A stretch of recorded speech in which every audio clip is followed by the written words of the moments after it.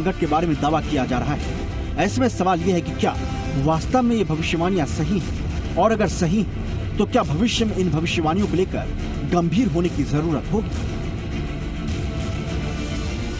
Bureau report, जी media.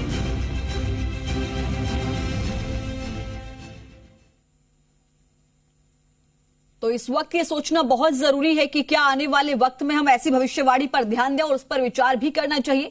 तमाम खास मेहमान इस वक्त हमारे साथ जुड़े हैं जिनसे हम इसी विषय पर चर्चा करेंगे। पंडित संपूर्णानंद जी ज्योतिषाचार्य इस वक्त हमारे साथ जुड़े हुए हैं। सुमित रस्तोगी जी ये भी ज्योतिषाचार्य हैं, इस वक्त हमारे साथ जुड़े हैं। पुनीत शर्मा जी हैं।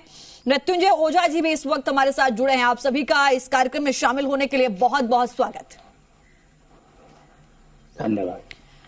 पंडित संपूर्णानंद जी, सबसे पहले मैं आप हिंदुस्तान के साथ साथ बाहरी देशों की हम बात कर रहे हैं, तो अमेरिकी महिला ज्योतिषी थी सिल्विया सेलेस्टे ब्राउन, उन्होंने भी इस बात का जिक्र कर दिया था 7 साल पहले, यानी 2013 में उन्होंने कहा था कि 2020 में एक ऐसी गंभीर बीमारी आएगी जिससे पूरी दुनिया कहीं ना कहीं त्राहि त्राहि करेगी।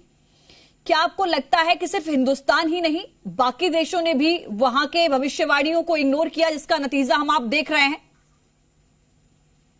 बिल्कुल। राहु जो है ये जब आद्रा नक्षत्र को में सबसे ज्यादा पावरफुल स्थिति के अंदर बैठ के हम लोगों को इतना ज्यादा प्रभावित कर रहे हैं, उसका कारण क्या है सबसे पहले ये जान लेते हैं। क्योंकि जो रुद्र अवतार होता है, भगवान शिव का जो रुद्र रूप होता है, आद्रा नक्षत्र के स्वामी ग्रह शिव जो है ये इस समय में अपने पूरे तांडव की परिस्थिति को लेके सामने आई है। क्योंकि आद्रा नक्षत्र में राहु बहुत ज्यादा पावरफुल होता है, जैसे कि सुमित जी ने कहा अभी।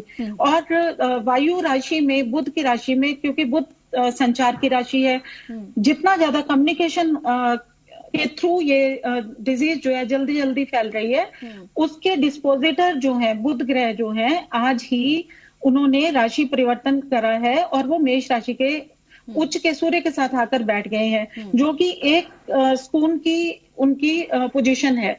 यानी कि जो हमारी आत्मा का कारक ग्रह सूर्य है, उसके पास हमारे मैसेंजर बुध का आना आज के दिन में कहीं ना कहीं ये चीज जरूर बता रहा है कि जो डिस्पोजिटर है जहां पे राहु बैठा है, वो अपने राहु के शत्रु ग्रह सूर्य के पास चले गए हैं। यानी कि वो जैसे आपने रामायण में देखा था कि विभीषण जब अपनी लंका के साथियों को छोड़ के राम जी के साथ आ गए तो उन्होंने लंका का दहन करा दिया था। इसी तरह आप ये समझ लीजिए कि कहीं ना कहीं से सूर्य में वो पावर आने वाली है।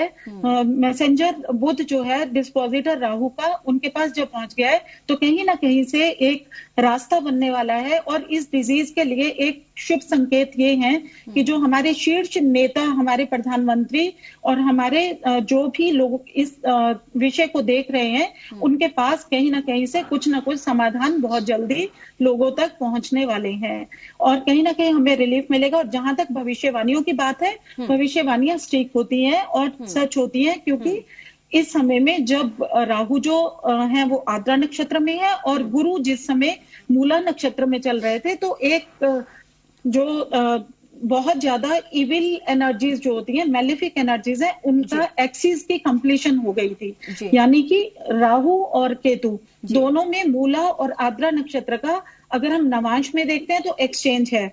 यानी कि मूला और आद्रा नक्षत्र में जो एक्सचेंज हुआ, कंप्लीशन हुआ है मैलेफिक एनर्जीज के बीच में, वही एक बहुत बड़ा कारण था कि इतनी ज्यादा तेजी से ये डिजीज भयावह स्थितियों में फैल गई और इसने विदेशों में तो त्राहिमाम कर दी है। भारतवर्ष में क्योंकि शीर्ष नेतृत्व ने बहुत जल्दी सावधानियां बरती और इसे संयम के साथ, धैर्य के साथ कंट्रोल किया। और इस समय जो सबसे ज्यादा जरूरी चीज है वो है आपको सब लोगों को अपने इम्यून सिस्टम के ऊपर काम करना चाहिए, ताकि इम्यूनिटी जो है जितनी ज्यादा आप डेवलप कर लेंगे उतना जल्दी आप इस भयावह परिस्थितियों में भी सेफ अपने आप को सुरक्षित रख पाएंगे।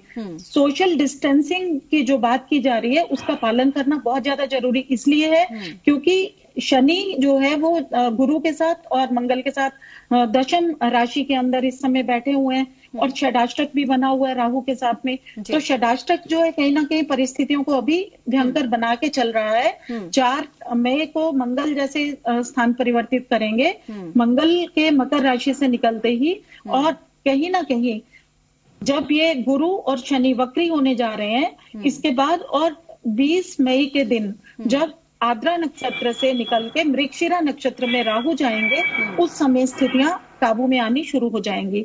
और जून तक कहीं ना कहीं आपको एक मेडिसिन जो है, एक वैक्सीन जो है, वो भी कहीं से शुभ संकेत आने शुरू हो जाएंगे। तो इस तरह से अगर भविष्यवाणियों को पहले से ही सचेत होकर सावधानी से समझ लिया जाए तो बहुत हद तक हम इसके ऊपर कार्य कर सकते हैं, क्योंकि हमारे वेद, हमारे शास्त्र और हमारे ग्रंथ इस बात का सबूत हैं और साक्षी हैं।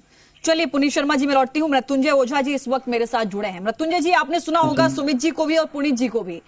सुमित जी ने कहा कि देखिए 20 मई तक ये बहुत ज्यादा कहर बरपाएगा, उसके बाद काउंटडाउन शुरू होगा, क्योंकि वायु राशि में त्रस्त हो जाएगी। इस बात से आप बिल्कुल, मंत्र उच्चारण जो है, महामृत्युंजय मंत्र, इसमें इतनी ज्यादा शक्ति है कि ये आपके ऊर्जाओं को बहुत ज्यादा बढ़ा देता है। और जब ऊर्जा आपकी बढ़ जाती है तो उस समय आप जो भी जिस भी तरह के वातावरण में आप चले जाएंगे, आप उस वातावरण से किसी भी तरह की बीमारी को बाउंस बैक करने की एक पावर लेके चलते हैं अपने साथ में। और दूसरी चीज जो बहुत ज्यादा उपायों में आप आसानी से घर पे बैठे कर सकते हैं, और उससे आपकी पॉजिटिविटी भी बढ़ेगी। और आपके घर के हर इंसान में कुछ एक लोग ऐसे भी हैं जो बहुत नेगेटिव फील कर रहे हैं इन दिनों, जो कि डिप्रेस फील कर रहे हैं, उन लोगों के लिए मेरी तरफ से ये एक सजेशन और उपाय है। जो केसर का इस्तेमाल अपने खाने में करेगा, उसकी इम्यून सिस्टम बहुत बेहतर हो जाएगी।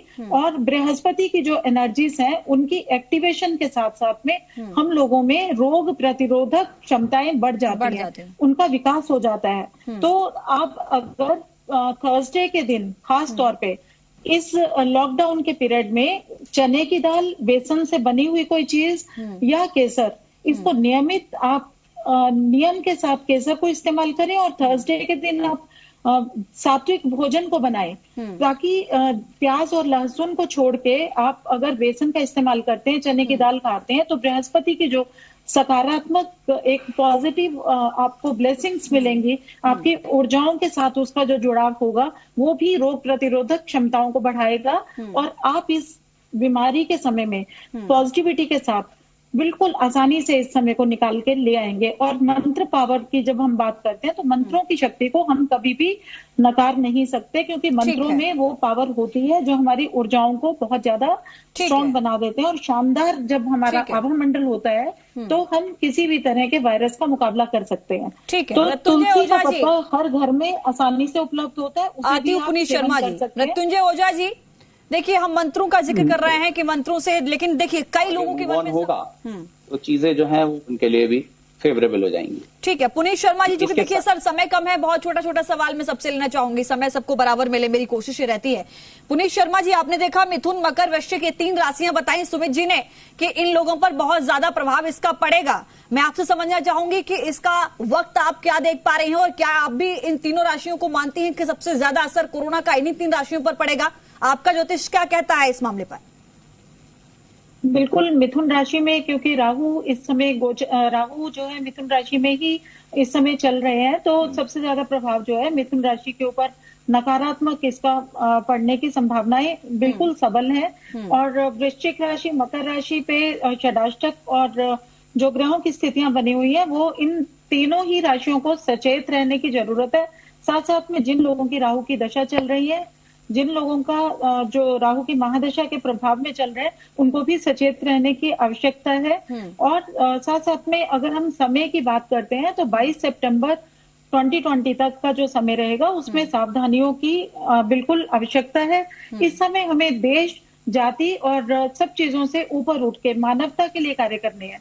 जितना ज्यादा हम अपने आप को इवॉल्व कर पाएंगे, मानवता के बारे में सोच पाएंगे, उतना ही जल्दी हम अपने देश के हित में और अपने परिवार के हित में निर्णय ले पाएंगे। और सावधानी सबसे ज्यादा जरूरी है। सोशल डिस्टेंसिंग के साथ साथ में जितना ज्यादा हम अपने आप को स्वच्छ रख सकें, हाइजीन का ध्यान दे पाए, हाथ धो पाए, ये सब चीजों का ध्यान रखने से ही हम अपने पूरे समाज के प्रति अपने दायित्व को निभाएंगे। तो हमें ध्यान रखना है, क्योंकि कुछ राशियों के लिए, जिनके लिए ये सेंसिटिविटी बढ़ी हुई है, जिनको खांसी जुकाम ज्यादा रहता है, जो पहले से ही बीमार हैं, जो वृद्ध हैं, जो छोटे बच्चे हैं, उनको और ज्यादा सचेत रहना है, क्योंकि उनकी रोग प्रतिरोधक जी मृत्युंजय जी मेरे साथ जुड़े हुए थोड़ी सी कम है। तो उनके लिए, हाँ, उनके लिए हम सभी लोगों को थोड़ा सा सहयोग भी देना है। परिवार में रह के हमें उनको इन चीजों से ज्यादा एक्सपोज होने से बचाने के लिए एजुकेट भी करना है।